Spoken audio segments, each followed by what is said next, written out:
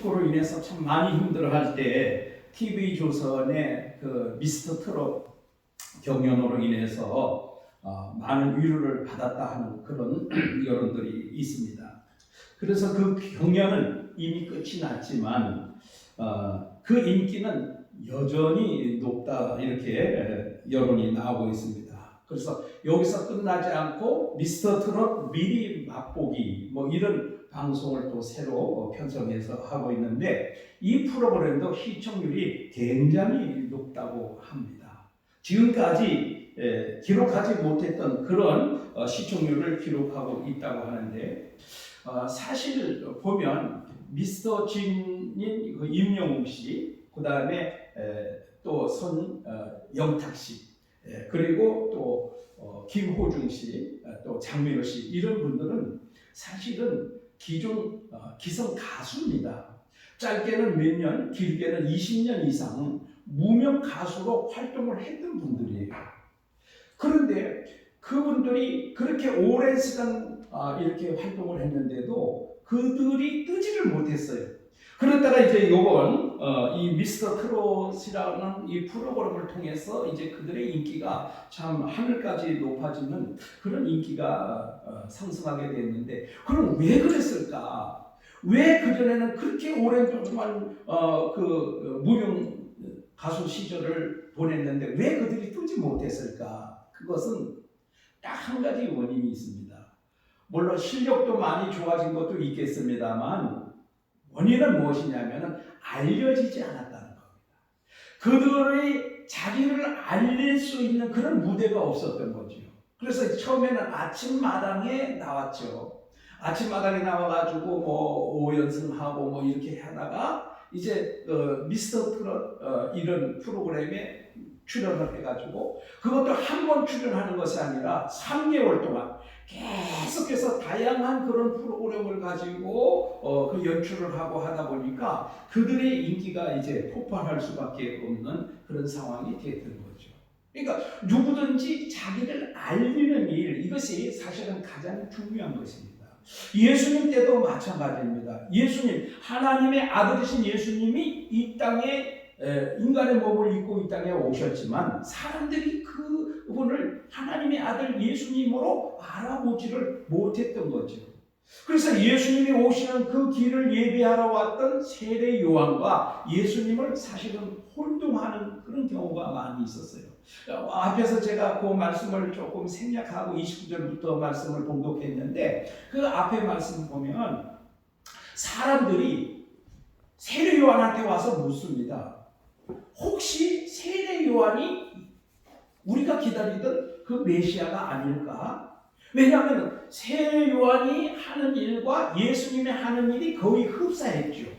공관복음에서도 보면 세례 요한이 뭐라고 그랬어요? 회개하라 천국이 가까웠느니라 라고 선포하고 활동을 시작했죠. 그 다음에 예수님도 공생애를 처음 시작하시면서 첫 마디가 회개하라 천국이 가까웠느니라 이렇게 말씀하셨어요. 그러니까 이 세례 요한과 예수님을 그 당시에는 혼동해서 알 수가 없었던 거죠.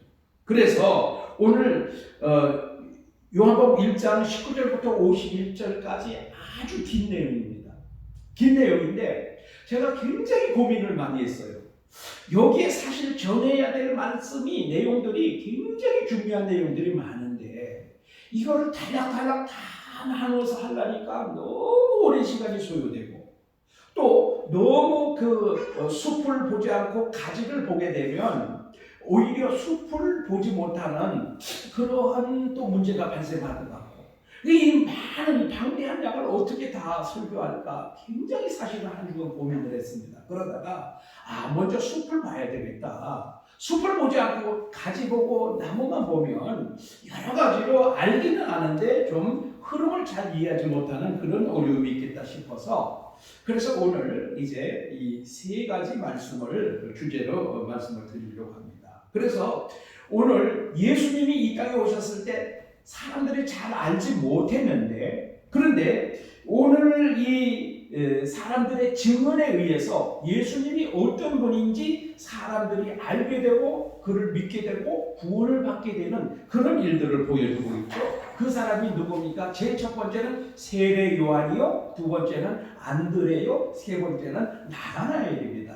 이 세 사람이 예수님에 대해서 어떻게 증언하고 있는지 그 내용을 시간이 많지 않기 때문에 간단하게 말씀을 드리겠습니다. 여러분, 주보에 요약이 되어 있는데 너무 간단하게 요약이 돼서 여러분 이해가 조금 쉽지는 않을 것 같아요. 그래서 오늘 말씀을 통해서 여러분들이 이해를 하시고 그리고 주보에 요약된 말씀을 보시면 아마 이해가 될 줄로 믿습니다.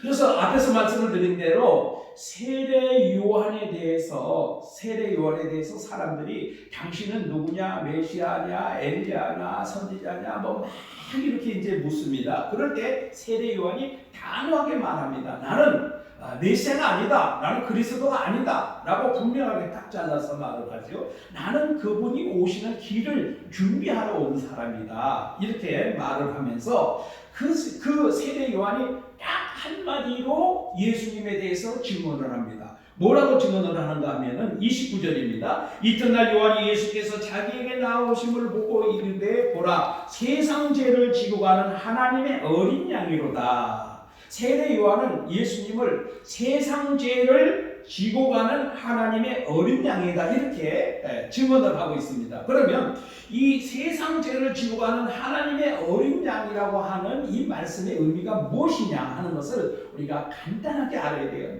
복잡합니다. 신학적으로 굉장히 복잡한데요. 그걸 다 이야기할 수 없어요. 제가 간단하게 여러분이 알기 쉽게 간단하게 말씀을 드립니다. 요거를 다시 번역을 하면은요. 보라, 세상 죄를 제거하는 하나님의 어린 양이로다. 제거한다라는 뜻이 오늘 여기에 있어요. 그러면 이 말씀은 출애굽기 12장으로 넘어가야 됩니다. 출애굽기 12장에 하나님께서 이스라엘 백성들을 애굽에서 구원하실 때 10가지 재앙을 내리시죠. 10가지 재앙을 내리시는데 마지막 재앙이 뭔지 아시죠? 장자의 죽음의 재앙입니다. 무엇이든지 처음 태어난 것은 짐승이 되었던 사람이 되었던 장자는 다 죽습니다. 죽음의 재앙이 임하게 됩니다. 그런데 하나님께서 말씀을 합니다. 너희는 어린 양을 잡아먹고 그 피를 문설주에 바르라. 그러면 죽음의 사자가 그리로 들어가지 않고 넘어가리라, 건너가리라. 그래서 6월절이라고 합니다. 영어로 패스오버라고 할 수가 있어요. 그래서 죽음의 사자가 거기에 임하지 않고 건너뛰는 것입니다. 그래서 이제 하나님께서 예수 그리스도를 믿는 자들은 이 죽음이 그들에게 들어가지를 못하고 그들은 영원한 생명을 가지게 될 것. 그래서 예수님이 십자가에서 죄물로 죽으시고 더 이상 죄와 사망이 왕노릇하지 못하게 하는 이 일을 하실 분이 바로 예수님이다. 그러니까 6월절 어린 양의 제물로 오실 분이 바로 예수님이다 하는 것을 말씀을 하고 있고요. 그 다음에 이 출애굽기 12장 46절과 요한복음 19장 33절에 보면은 6월절 어린 양은 그 뼈를 꺾지 말라고 그랬어요. 뼈를 꺾지 말라. 그런데 이것이 출애굽기 12장 46절에 기록이 되어 있는데 요한복음 19장 33절에 보면은 예수님이 십자가에서 죽으셨는데 이제 그 다음부터는 이제 안식일이고 그렇지 않습니까? 그러니까 빨리 죽지 않으면 빨리 죽여서 빨리 이제 장사를 지내야 되니까 그래서 이제 죽지 않은 자들은 로마 군병들이 다니면서 확인해서 뼈를 꺾어버리는 거예요. 그런데 예수님은 이미 빨리 운명을 하셨어요. 그래서 예수님은 뼈를 꺾지 않는 6월절의 어린 양, 출애굽기 12장에 예언된 그 어린 양으로 오신 분이 바로 예수님이다. 그래서 예수를 믿는 사람은 그 자신의 죄가 예수님에게로 전가되고 그 자기의 죄는 제거가 되는 그런 일들을 하시는 분이 바로 예수님이다 하는 것을 말씀을 하고 있습니다. 여러분 오늘 이 말씀을 통해서 이 세례 요한의 그 증언을 통해서 그렇다면 오늘 나도 예수님을 하나님의 어린 양이라는 것을 알아야 되죠. 알아야 되는 것뿐만 아니라 믿어야 되죠. 그래서 나도 오늘 예수님이 하나님의 어린 양으로서 나의 죄를 제거해 주신 분이다 하는 것을 알아야 됩니다. 그렇다면 이제 그 다음에 해야 될 일이 무엇인가 하면은, 그 다음에는 내가 만난 그 예수님을 증언할 수 있어야 돼요. 증언해야 돼요. 나만 알고 나만 구원받는 것이 아니라 증언을 해서 다른 사람도 예수님을 하나님의 어린 양으로 믿고 고백할 수 있도록 해야 되는 것이 바로 우리의 사명입니다. 여러분, 오늘 예수님을 하나님의 어린 양으로 믿고 있습니까? 고백하고 있습니까? 그분을 예수님 나의 구주로 만나셨는지 자신에게 다시 한번 신앙을 점검해보는 시간들이 되시기 바랍니다. 그 다음에 이제 안드레의 증언입니다. 1장 41절 말씀 봅니다. 그가 먼저 자기 형제 시몬을 찾아 말하되 우리가 메시아를 만났다 하고, 메시아는 번역하면 그리스도라 그랬습니다. 그래서 이제 예수님을 이제 증언하기 위해서 온 사람이 바로 세례 요한이죠. 세례 요한에게 두 제자가 있었는데 한 사람은 안드레고 한 사람은 이름이 없어요. 무명이에요. 그런데 오늘 이 안드레가 이제 그 세례 요한과 같이 있다가 예수님을 만나게 됐어요. 그리고 그가 만난 다음에 그냥 가만히 있는 것이 아니라 집으로 갑니다. 집으로 가서 누구를 만나면은 우리가 잘 알고 있는 시몬 베드로, 예수님의 수제자 베드로와 형제입니다. 그러니까 이 안드레가 이 베드로에게 예수님에 대해서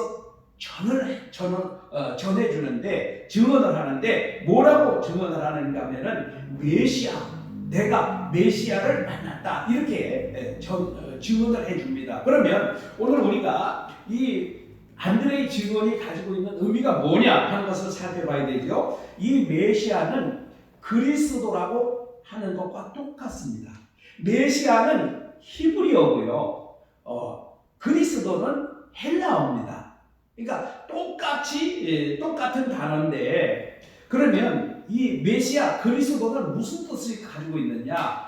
기름 부음 받은 자라는 뜻입니다. 우리가 매일 그러죠. 우리는 그리스도인이다, 우리는 뭐 그리스도교다, 이렇게 하잖아요. 기름 부은 자라는 뜻이 그 속에 있는 겁니다. 그러면 이 구약 성경에서 기름을 부어서 세우는 그 직분이 세 가지가 있어요. 뭐 있을까요? 우리가 잘 알고 있죠. 왕을 세울 때 기름을 부었어요. 두 번째로는 선지자를 세울 때 기름을 부었어요. 세 번째로는 제사장을 세울 때 기름을 부었습니다. 그래서 이 세 가지 직분에 대해서는 모두가 기름 부음을 받아서 세우는데, 그러면 예수님은 이 하나하나 따로 떨어진 이 독립적인 임무만 수행하시는 것이 아니라 이 세 가지 직분을 모두 다 가지고 계신 분이 예수님입니다. 그럼 제일 먼저 왕에 대해서 살펴볼까요? 예수님은 모든 우주의 왕이십니다. 그래서 우리가 예수님을 만왕의 왕이다, 그렇게 표현하지 않습니까? 그래서 빌립보서 2장 9절로 11절에 보면, 이러므로 하나님이 그를 지극히 높여 모든 이름에 뛰어난 이름을 주사 하늘에 있는 자들과 땅에 있는 자들로 모든 무릎을 예수의 이름에 꿇게 하시고 모든 입으로 예수 그리스도를 주라 시인하여 하나님 아버지께 영광을 돌리게 하셨느니라. 세상 모든 만물이 다 예수의 이름 앞에 무릎을 꿇게 하셨다. 그러니까 모든 왕이 되신 분이 바로 예수님이라는 거예요. 그러면 이 세상에도 왕이 많이 있죠. 적게는 우리나라와 같이 이렇게 적은 나라 대통령도 있지만 미국과 같이 큰 나라의 강대국의 대통령도 있잖아요. 그런데 그들이 아무리 권세가 많다고 하더라도 예수의 이름 앞에는 무릎을 꿇을 수밖에 없는 거예요. 절대적인 권세는 누구에게 있습니까? 예수님께 있죠. 그래서 마태복음 28장 19절로 20절 말씀에 보면 하늘과 땅의 모든 권세를 내게 주셨으니, 예수님이 그렇게 말씀하고 있잖아요. 그러니까 만왕의 왕 되신 분이 바로 예수님입니다. 그런데 이 만왕의 왕 되신 예수님을 예배하는 일을 이 코로나 때문에 세상 왕이 이것을 세상법으로 금지할 수 있다? 말이 안 되는 거예요. 우리가 그것을 분명히 알아야 되는 겁니다. 단지 우리가 코로나가 확산되는 것을 방지하기 위한 이런 조치는 우리가 철저히 수행해야 될 의무는 있지만, 그러나 만왕의 왕 되신 예수님을 예배하는 것을 세상 권세와 법으로 금지할 수 있다? 안 된다는 것입니다. 우리가 이것을 분명하게 알아야 될 줄로 믿습니다. 그 다음에 선지자의 직분이 있죠. 그래서 선지자는 무엇을 하는 사람입니까? 하나님의 말씀을 선포하고, 그래서 사람들이 하나님을 믿게 하고 하나님의 말씀에 순종하게 하고 하나님 뜻대로 살게 하는 것이 바로 선지자의 역할이죠. 그런데 성경에서 이때까지 많은 선지자들이 나왔습니다. 그런데 그 누구도 완벽하게 하나님의 뜻과 하나님을 계시해 주지는 못했습니다. 심지어는 모세조차도 하나님을 완벽하게 계시해 주지 못했거든요. 그렇다면 바로 예수님만이 가장 완벽한 선지자였다는 것을 기록하고 있는데 어디냐면요, 히브리서 1장 1절로 2절 말씀입니다. 옛적의 선지자들을 통하여 여러 부분과 여러 모양으로 우리 조상들에게 말씀하신 하나님이 이 모든 날 마지막에는 아들을 통하여 우리에게 말씀하셨으니 이 아들을 만유의 상속자로 세우시고 또 그로 말미암아 모든 세계를 지으셨느니라. 우리 예수님을 통해서 가장 완벽하게 하나님을 계시하셨다, 그렇게 말씀하고 있습니다. 그러니까 예수님이야말로 선지자 중에 선지자이셨다 하는 것을 말씀하고 있죠. 그래서 여러분, 앞에서도 말씀을 드렸죠. 그 당시에 예수님도 오시고 예수님을 증언하기 위해서 세례요한도 와 있었는데, 그 당시에 사람들은 예수님이 메시아인지 세례요한이 메시아인지 구분을 하지 못하고 혼동을 했어요. 그런데 오늘 이제 예수님을 통해서 우리에게 전해주신 이 말씀을 통해서 우리는 그 당시 사람들이 혼동했던 것과는 완전히 다르게 우리는 예수님만이 완전한 선지자요, 완전히 하나님을 계시하는 분이었다는 것을 우리는 분명하게 알 수 있죠. 아멘. 여러분, 그러니까 우리가 예수님을 알게 바르게 알지 않으면요 혼동이 올 수밖에 없어요. 그래서 이것이 진리인지 저것이 진리인지도 모르고 신천지도 따라가고 여기도 따라가고 저기도 따라가고 막 따라가는 것이 바로 우리가 예수님을 정확하게 알지 못하기 때문에 그렇습니다. 그래서 우리가 요한복음을 통해서 예수님이 누구신지 분명하게 알 수 있는 그 축복이 오늘 우리에게 있기를 축복합니다.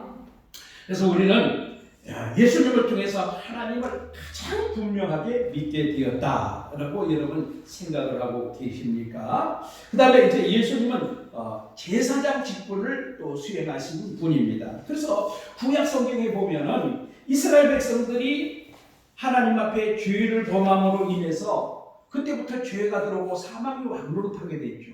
하나님과 원수가 되고 하나님과 관계가 단절되고 분리가 되었습니다. 하나님께 나갈 수 있는 길이 완전히 막혀버렸어요. 그때 하나님께서 내가 너희를 만나주겠다, 버리지 아니하시고 성막을 지어라, 그리고 내가 거기서 만나주겠다, 이렇게 하시면서 만나러 나오는 길이 무엇입니까? 제사를 드리는 거예요. 죄인은 하나님을 만나면 바로 죽는데 짐승의 피를 흘려서 그 죄를 씻고 그리고 이제 하나님을 임시적으로 만날 수 있는 그런 길을 열어주신 거죠. 그래서 하나님께 나갈 때마다 무엇을 해야 돼요? 짐승을 잡아서 번제단에서 태우고 제사를 드리고 그래서 자기의 죄를 씻고 그리고 하나님께로 나가야 되는 거예요. 이 일을 계속해서 반복해서 해야 되는데 예수님은 단번에 자기 몸을, 자기 자신을 화목제물로 드리셔가지고 더 이상 제사를 드릴 필요가 없도록 하신 겁니다. 이것이 예수님이 오신 가장 중요한 목적 중에 하나인데요. 이 죄의 삭은 사망이다 그랬습니다. 죄를 지었기 때문에 인간은 반드시 죽어야 돼요. 근데 이 세상에 의인은 없나니 하나도 없다, 이렇게 말씀했습니다. 그러니까 이 세상에 육신을 입고 온 사람 중에는 죄가 없는 사람이 없어요. 그런데 인간이 죄를 지었기 때문에 죄가 없는 인간이 그 죄를 대신해서 죽어야만 이 죄값을 갚는 길이 나오는데 의인이 하나도 없으니 이거를 누가 완전하게 제사를 드려서 그 죄를 없이 할 수 있는 제사장이 누가 있겠습니까? 그래서 구약 성경에는 계속해서 제사장을 세우고 그래서 그 제사장이 제사를 드려주고 그래서 그 제사장을 통해서 하나님께 예배드리는 그 길을 열어주었는데 이것이 지금도 가톨릭에서는 진행되고 있죠. 누구? 사제, 신부들을 통해서 그 사제, 신부에게 자기의 죄를 고백합니다. 그러면 그 신부가 제사장이 되어가지고 하나님께 그 죄를 대신하는 고해성사를 하게 됩니다. 그러면 그 사람이 지은 죄가 없어지는 거예요. 그런데 그것은 거짓말입니다.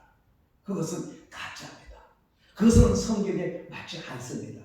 오직 우리의 죄를 사해 주실 분은 누구예요? 예수님이에요. 그렇기 때문에 여러분 이제는 제사장을 통해서 하나님께 나가는 게 아니에요. 목사님을 통해서 하나님께 나가는 게 아니에요. 우리는 모두가 왕같은 제사장으로 다 하나님께 바로 나갈 수 있는 거예요. 할렐루야. 아멘. 이것이 좋아요? 가톨릭이 좋아요? 여러분 내가 바로 하나님께 나가는 게 좋아요? 신부님을 통해서 나가는 게 좋아요? 제사장을 통해서 나가는 게 좋아요? 바로 하나님과 교제하고 하나님께 예배드리고 하나님의 은혜를 충만히 받을 수 있는 기독교가 좋아요, 여러분.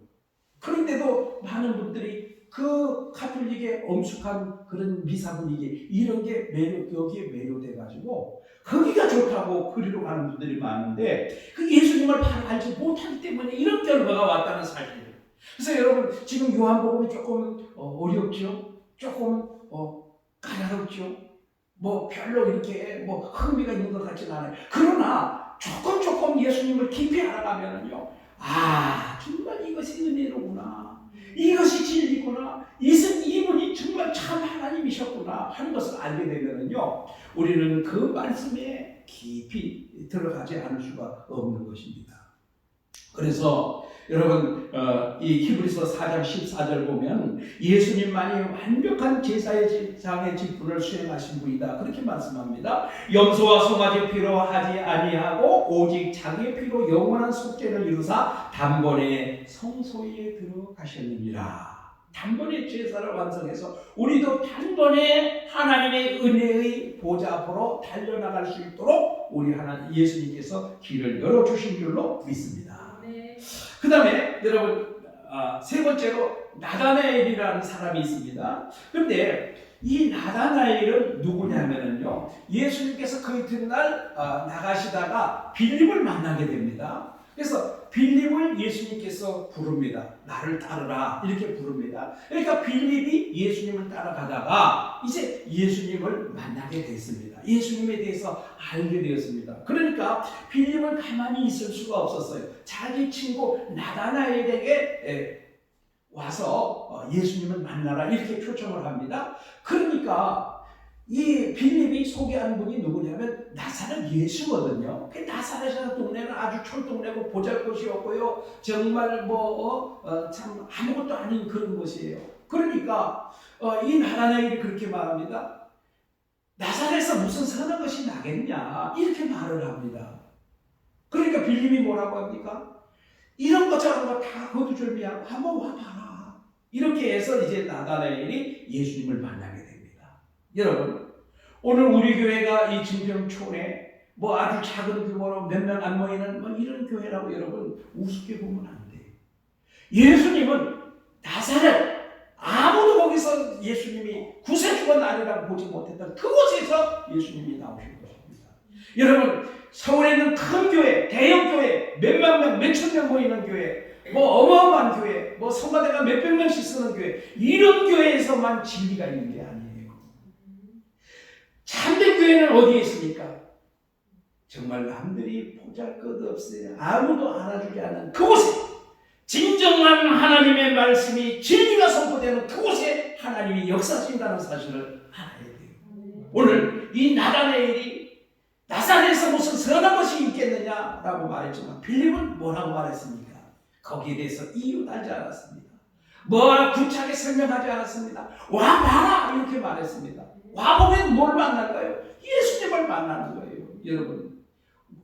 여러분 전도해보면 뭐라고 그래요? 그 교회 몇 명 되는데요?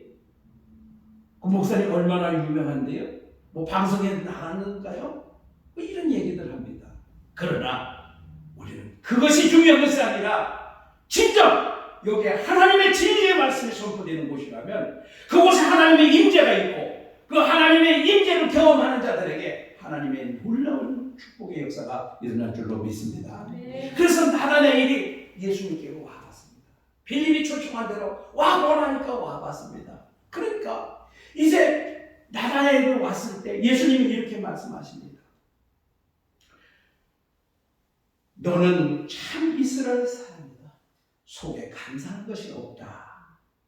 이렇게 말씀을 하시니까 빌립이 이렇게 말합니다. 어떻게 나를 아십니까? 그렇게 예수님께 묻습니다. 그러니까 예수님이 빌립이 너를 부르기 전에 내가 무화과 나무 아래에 있을 때 내가 너를 보았노라. 그러니까 나다나엘이 뭐라고 말합니까? 라비여 당신은 하나님의 아들이시오 당신은 이스라엘의 임금입니다. 이렇게 말합니다. 그때 예수님께서 이렇게 말씀하십니다. 내가 너를 무화과나무 아래에서 보았다 함으로 믿느냐? 이보다 더 큰 일을 보리라. 이렇게 말씀을 합니다.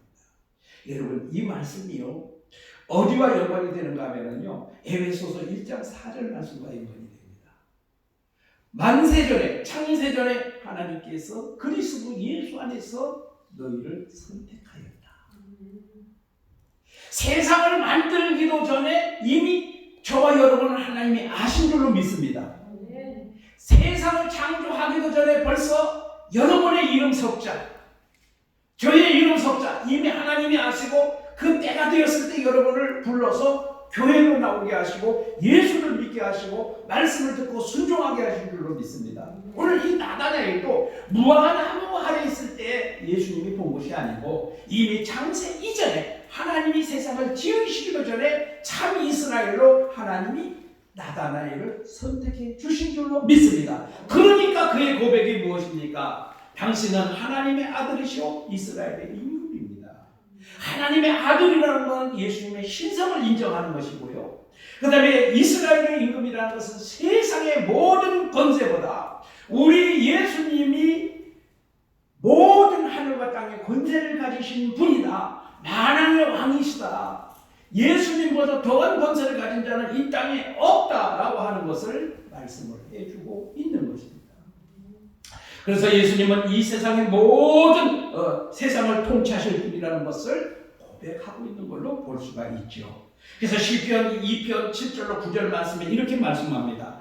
내가 여호와의 명령을 전하노라. 여호와께서 내게 이르시되 너는 내 아들이라. 오늘 내가 너를 낳았도다. 내게 구하라. 내가 이방 나라를 내 유업으로 주리니 내 소유가 땅끝까지 이르리로다. 내가 철장으로 그들을 깨뜨리며 질그릇같이 부수리라 하시도다. 오늘 예수님께 주신 이 권세가 예수 믿는 우리에게도 그대로 주신 줄로 믿습니다.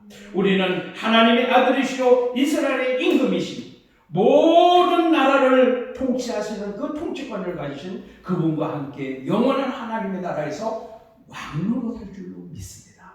그것이 바로 우리 예수를 바르게 알고 바르게 믿는 사람들에게 주시는 하나님의 놀라운 축복입니다. 여러분 오늘 여기서 아주 특별하게 중요한 것은 하나가 있어요. 무엇이냐면은 전도의 모델이 여기에 있다는 것입니다. 전도의 모델을 여기서 발견할 수 있다는 것입니다. 제일 먼저 하나님께서 누구를 택하시죠. 누구를 택하셨습니까? 제일 먼저 세례 요한을 택하셔서 예수님 오시는 그 길을 예비하도록 그렇게 했죠. 그 다음에 이제 세례 요한이 두 제자를 택하죠. 누굽니까?